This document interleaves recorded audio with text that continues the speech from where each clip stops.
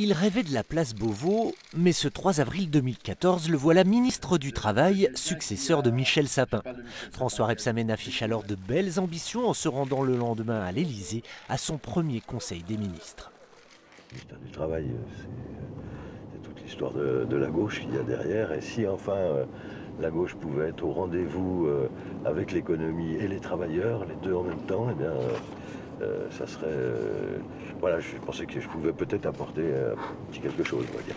Mais le président a fait de l'inversion de la courbe du chômage la condition pour se représenter en 2017.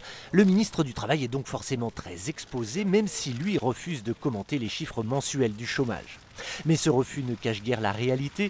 Pendant son passage, Pôle emploi aura enregistré 200 000 chômeurs de plus, un échec que François Rebsamen ne nie pas, mais qu'il prend bien soin de contextualiser sur le long terme. Au bout de 2 ans et demi, non seulement il n'a pas baissé, il a augmenté. Il avait augmenté de 800 000 sous Nicolas Sarkozy, on en est à 450 000 de plus. C'est insupportable.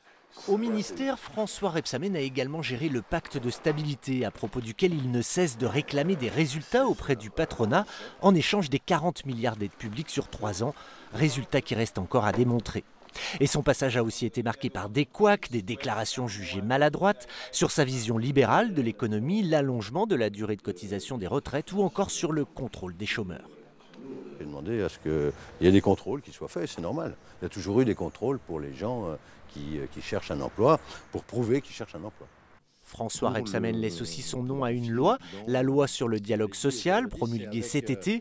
Elle simplifie les règles du dialogue au sein des entreprises, sécurise le régime des intermittents ou encore crée des commissions paritaires régionales interprofessionnelles pour les toutes petites entreprises. Double objectif, assurer les salariés d'une bonne représentation et permettre un dialogue social à l'entreprise, permettre par ça un dialogue social de qualité à l'entreprise de retrouver les souplesses pour se développer et ne pas être avec des pieds de plomb. Je ne claque pas la porte, je respecte juste mon engagement auprès des Dijonnais, affirme François Rebsamen en quittant son poste. Mais il restera pour ses opposants le ministre du Travail qui aura vu le nombre de chômeurs franchir la barre des 3,5 millions, malgré une stabilisation ces 2 derniers mois.